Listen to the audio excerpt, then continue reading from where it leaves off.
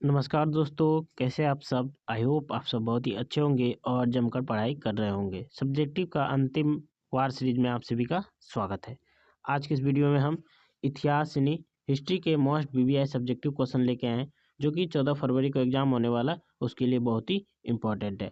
तो आप लोग इस वीडियो पर बने रहें। इसमें जितने भी प्रश्न हैं वो बहुत ही इंपॉर्टेंट है जैक बोर्ड एग्जाम 2026 के लिए, और ये सेट हमारा 1 है। तो चलिए बिना देरी की ओर क्वेश्चन की ओर आगे बढ़ते हैं। पहला हमारा इंपॉर्टेंट प्रश्न है, मोस्ट इंपॉर्टेंट प्रश्न है कि हड़प्पा सभ्यता कहाँ कहाँ विकसित हुई थी। यह प्रश्न जो है 2 मार्क्स में पूछा जाता है, ठीक ना। तो हड़प्पा सभ्यता जो है वो कहाँ कहाँ विकसित हुई थी, अभी हम बताएंगे आपको बहुत ही आसान और इजी लैंग्वेज में। तो चलिए इसका उत्तर देख लेते हैं। हड़प्पा सभ्यता यानी सिंधु घाटी सभ्यता भारत और पाकिस्तान के में मुख्य रूप से विकसित हुई थी। इसके अलावा यह अफगानिस्तान के कुछ हिस्सों में फैली हुई थी। यह सिंधु सभ्यता और इसकी सहायक नदियों के पास बसी हुई थी। और यह जो सभ्यता था वह सिंधु और उसकी जो सहायक नदी थी उसके पास आसपास जो है बसी हुई थी, ठीक है। अगला प्रश्न है प्रश्न नंबर 2। प्रश्न नंबर 2 हमारा क्या है कि शक संबंध का आरंभ किसने किया था।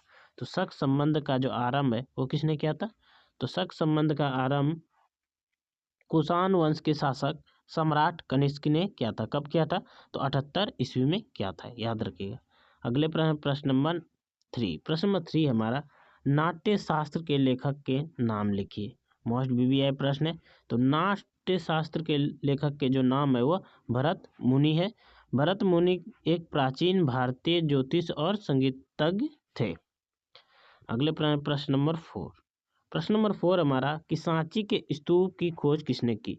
तो सांची का स्तूप का जो खोज है वो ब्रिटिश अफसर जनरल हेनरी टेलर ने 1818 ईस्वी में किया था, याद रखिएगा। अगले प्रश्न ये थे हमारा मोस्ट इंपॉर्टेंट प्रश्न, शॉर्ट टाइप क्वेश्चन, ठीक ना, वेरी शॉर्ट टाइप क्वेश्चन। अगर अब देखने वाले अब हम कल हल करने वाले हैं लघु उत्तरीय प्रश्न यानी शॉर्ट टाइप क्वेश्चन। तो चलिए बिना देरी क्वेश्चन की ओर आगे बढ़ते हैं। पहला हमारा बहुत ही इंपॉर्टेंट प्रश्न है कि 1857 के तात्कालिक कारणों की चर्चा कीजिए। अथवा क्वेश्चन ये पूछा जा सकता है कि 1857 के तात्कालिक कारण क्या थे, ठीक ना। दोनों क्वेश्चन कुछ भी पूछे एक ही आंसर लिखना, और ये क्वेश्चन जो है बहुत ही वीवीआई है, ठीक ना। तो चलिए इसका उत्तर देख लेते हैं आसान और इजी लैंग्वेज में, ठीक।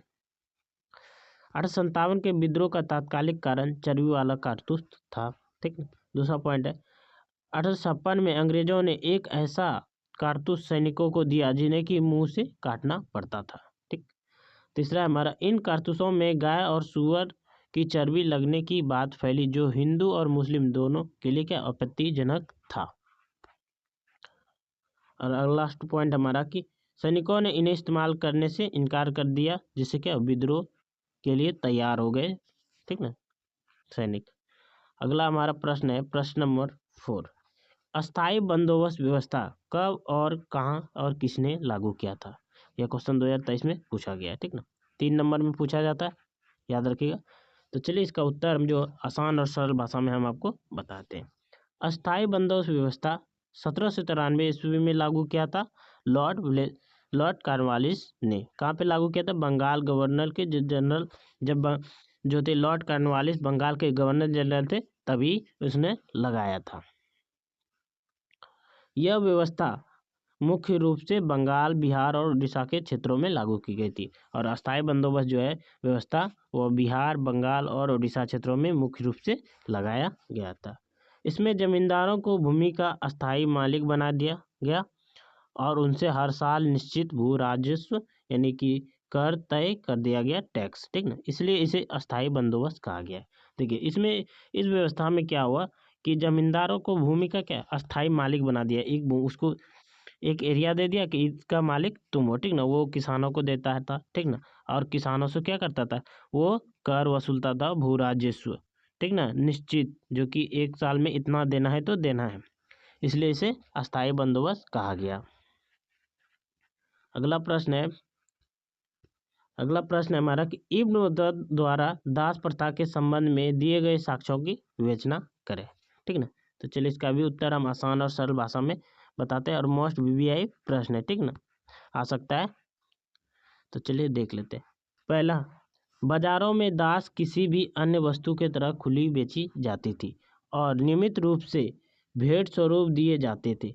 इब्न बतूता सिंध पहुंचा तो उसने सुल्तान मोहम्मद बिन तुगलक के लिए भेंट स्वरूप घोड़े, ऊंट तथा दास खरीदे। कहा जा रहा है कि बाजार में जो है दास जो है किसी अन्य वस्तु के तरह खुलेआम बिक रहे थे। नियमित रूप से जो है भेंट स्वरूप ये दास को दिया जाता था। और जबकि इब्न बतूता बोले, जब इब्न बतूता हम सिंध पहुंचे तो क्या हुआ, उसने दास खरीदा किसके लिए, तो सुल्तान मोहम्मद बिन तुगलक के लिए भेंट स्वरूप।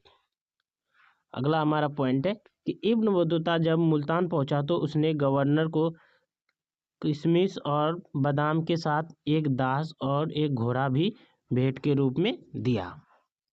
और तीसरा पॉइंट है, इब्न बतूता बताता है कि मोहम्मद बिन तुगलक नसरुद्दीन नामक एक धर्म प्रदर्शक के प्रवचन से इतना प्रसन्न हुआ कि उसे 1,00,000 टके तथा 200 दास दिए।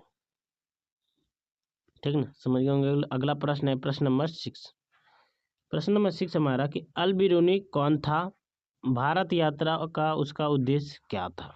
चलिए इसका उत्तर देख लेते हैं। बहुत ही इंपॉर्टेंट प्रश्न है, BBI। ठीक ना, तो अल बिरूनी फारसी विद्वान और वैज्ञानिक था जो मोहम्मद गजनवी के साथ भारत आया था। ठीक, उसने भारत की संस्कृति, धर्म, समाज और विज्ञान का गहन अध्ययन किया। अल बिरूनी जो था वो भारत आके यहाँ का संस्कृति, धर्म, समाज और विज्ञान का गहन अध्ययन किया। आगे बात किया जाए कि इसका उद्देश्य भारत के धार्मिक ग्रंथों और जीवन पद्धति को समझना था। और अल बिरूनी का जो उद्देश्य था वो भारत के धर्म ग्रंथों को समझना और जीवन पद्धति को समझना था। उसने अपनी पुस्तक तहकीक-ए-हिंद में भारत का वर्णन किया है। ठीक ना, तहकीक-ए-हिंद को किताब उल हिंद भी कहा जाता है। ठीक ना, किसमें, तहकीक-ए-हिंद में जो है भारत का वर्णन किया है। अगला हमारा प्रश्न है कि इब्न बतूता और इसके भारत यात्रा वृत्तांत के बारे में संक्षेप में लिखे। तो चलिए देख लेते हैं। मोस्ट इम्पोर्टेंट ये भी प्रश्न है। ठीक ना,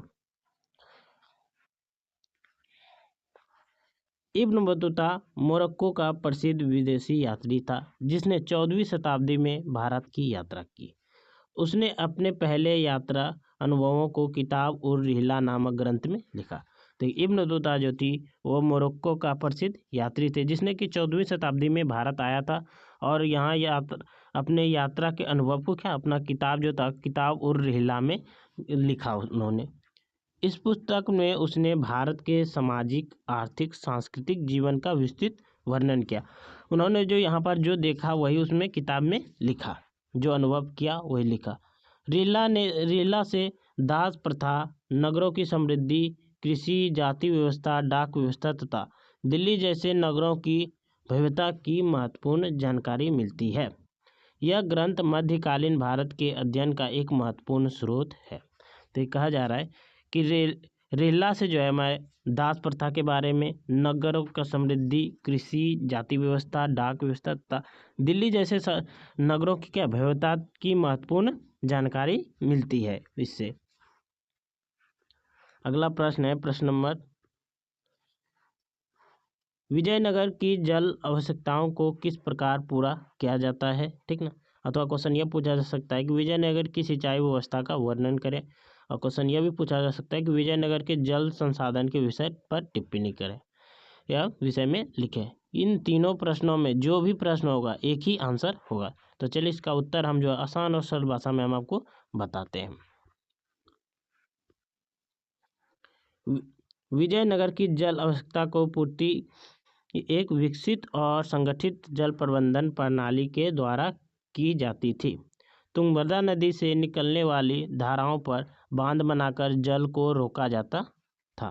तो ये बोला जा रहा है कि विजयनगर जो कि जल आवश्यकता को पूर्ति करने के लिए क्या एक विकसित और संगठित जल प्रणाली द्वारा किया जाता था। तुंगभद्रा नदी से निकलने वाली जो धारा थे उस पर क्या बांध बनाकर जल को रोका जाता था। इन बांधों से विभिन्न आकार के हौज यानी जलाशय बनाए गए थे जिसे आसपास के खेतों की सिंचाई की जाती थी। आगे बात किया जाए, कमलपुरम जलाशय सबसे महत्वपूर्ण हौज था। हिरिया नहर उस समय की सबसे प्रमुख जल संरचना थी, जिसमें तुंगभद्रा नदी से पानी लाकर घाटी क्षेत्र तथा शहरी भागों की सिंचाई की जाती थी। इसके अतिरिक्त झीलों, कुओं और तालाबों का भी उपयोग किया जाता था। ये बोला जा रहा है कि विजयनगर का जो कमलपुर जलाशय है वह सबसे महत्वपूर्ण था और हिरिया नहर उस समय की प्रमुख जल संरचना थी, जिसमें तुंगभद्रा नदी से पानी लाकर क्या ग्रामीण क्षेत्रों में, तटीय क्षेत्रों में और शहरी क्षेत्रों में सिंचाई के काम आते थे। और यहाँ पे झीलों, तालाबों और कुओं से भी सिंचाई के प्रयोग किए जाते थे। अगला आगे हमारा कि इस प्रकार विजयनगर की उन्नति जल व्यवस्था, कृषि, नगर और जनजीवन की आवश्यकता को पूरी करती है। आई होप आप समझ होंगे। अगला प्रश्न है, ये थे मोस्ट इम्पोर्टेंट लघु उत्तरीय प्रश्न। अब देखने वाले हम सब दीर्घ उत्तरीय प्रश्न, ठीक ना, लॉन्ग टाइप क्वेश्चन। तो चलिए देख लेते हैं। पहला हमारा इम्पोर्टेंट प्रश्न है कि हड़प्पा सभ्यता की प्रमुख विशेषता का वर्णन करें। या